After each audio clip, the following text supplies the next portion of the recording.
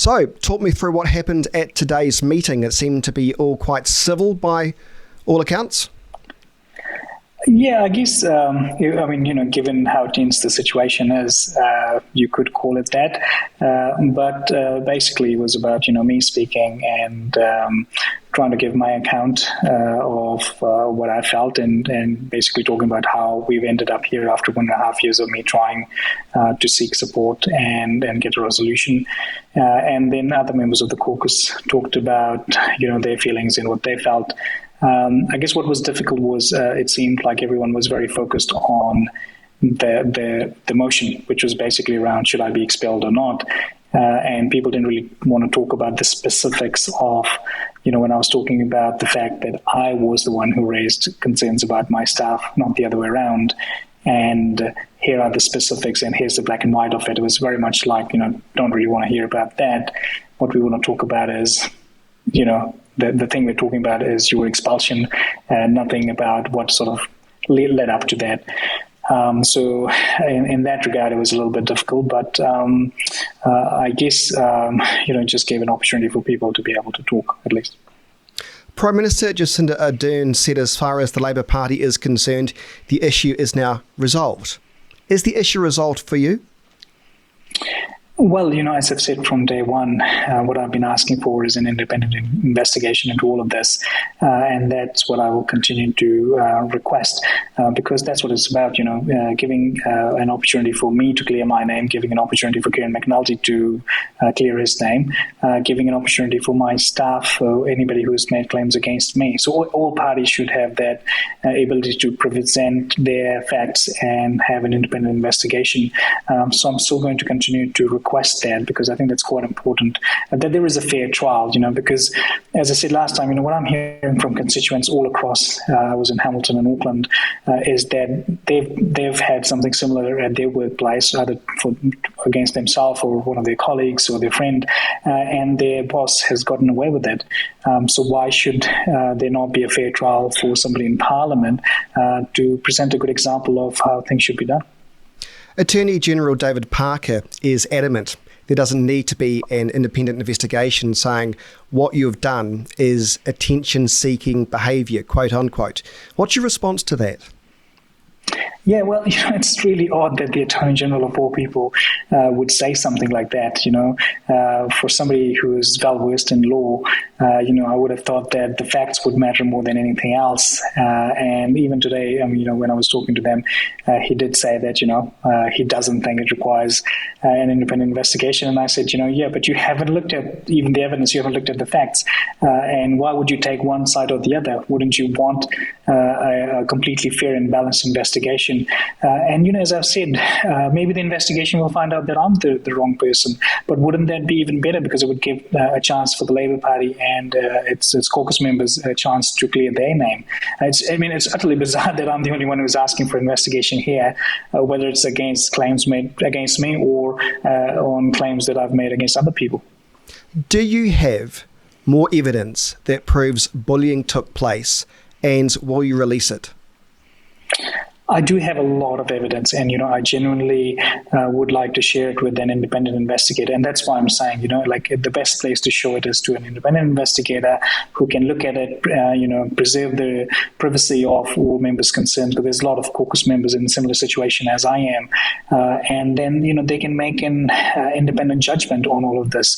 Unfortunately, it's come to a point where, it was said that there's no evidence, and then I had to release screenshots. And, these are genuine screenshots of caucus members, and it's amazing, people who have contacted me and said they've been bullied, ministers, senior MPs, junior MPs, men, women, Pākehā, non-Pākehā, it's across the board and across the range. And it's just really odd that despite showing the screenshots, people are saying it's not evidence enough. In any other workplace, if you said you were getting bullied and many other people, you were able to prove that they were saying the same thing, it would be investigated. So there is proof. Happy to show it, to an independent investigator, rather than having to put it on Facebook. That's not the ideal way to do it. Why don't you just put it on Facebook? Because with respect, you put so much else on Facebook. Why not just say, here's the proof? This could clear up anything, couldn't it? This could perhaps repair any damage to reputation or Labour's, depending on which way this goes. You could release everything now and say, there you go, forget your independent investigation. Here's the information. Look at this. Labour are bullies. Take what you want and remain with your head held high. You're leaving it to interpretation to the public. So doesn't that... isn't that open to interpretation? And why not just get rid of all that interpretation or assumptions right now? You know? Well, I guess the reason it's open to interpretation is because they are not getting an independent investigator. That's what I'm saying. Having somebody independent look at it makes it clearer for both parties. The problem is, even with the sort of stuff that I have released, that's not my ideal way to do it, because it just puts pressure on people who have, been bullied, who've talked about it, but obviously are worried to talk about it in a public manner. And even today, I saw those colleagues in caucus, and some of them were quiet, some of them spoke, but obviously it didn't touch on the point. But they're worried about their careers. They're obviously after what's happened to me in the last 2 weeks, they're not going to want to come forward because they're really worried about not only they're worried about what's happened with me. So that's an example. But if these people have already been bullied previously, it just doesn't leave them with a good sort of chance to do that. And that's why I'm saying, doing a public investigation, independent investigation, just means I'm able to provide that information to whoever, would do that investigation, and they can go through all the evidence and then make a judgment and get evidence from other people too. It's really difficult to present it on Facebook. And even when I did with screenshots where, I cut the names off the people, people then went on to say, well, you haven't put the names. How do we know it's real? But, the only way to show it it's real is to show it to somebody who's an independent investigator. But the same with the audio, that was shared with NewsHub. They actually had the full 55-minute audio. There was no misrepresentation. The senior MP talked about the whole issue, and they talked about how the Prime Minister definitely doesn't want an independent investigation because it will take up something else. They mentioned the word predetermined many, many times. If anything, I should count how many times they did that. And they specifically talked about how the bullying was rife within the Labour Party. But, what else do you need apart from a 55-minute audio of a senior Labour MP saying that and screenshots of ministers, MPs across the board saying that they've been bullied? Will you stand as an independent MP next year? Well, I guess, next year is quite far to talk about at the moment, and my focus has very much been on getting an independent investigation and a fair trial. As far as my constituent work is concerned, you can talk to people about the work I've done in the last 1.5 years. I've done 52 constituent clinics all across town, not just in my office. After Hours Pharmacy, school, Mariah's church, all sorts of community centres, or 9 o'clock at night at an After Hours Pharmacy, or in the weekend, very well advertised, thousands of flyers done. And it's all about increasing access to the MP for the local constituents. So I've been working hard on that, and my focus has always been constituents. So I guess the focus will remain, to be able to provide that service to the community moving forward in whichever shape it is. Another political party? Would you consider joining another political party? Look, I have, had very much support from across the board. All parties have, approached me and sort of not said, come and join us, but said, we support you in what you're saying and hope you're doing well. But again, it's not something I've thought about actively at the moment. I literally just found out about the outcome a few hours ago from the Labour Party. It's just not something I'm actively pursuing at the moment. I think Brian Tamaki said at his rally today, give him a call. I guess there's quite a few points of differences we do have, and as far as masks go and health and COVID and mandates, there's a lot of things we definitely don't agree on. And just fine, I think the biggest thing is, so you've moved out of your Labour office today. You're in a different office, but that's in the Beehive, right? But you're further down the floors, but it's a bigger office, I understand. Yeah, so what's really interesting is when I was trying to get support for all the issues that were going on in Parliament for 1.5 years, it was so difficult. You would get stonewalled for 3 weeks, 4 weeks, 6 weeks, nothing got resolved and done.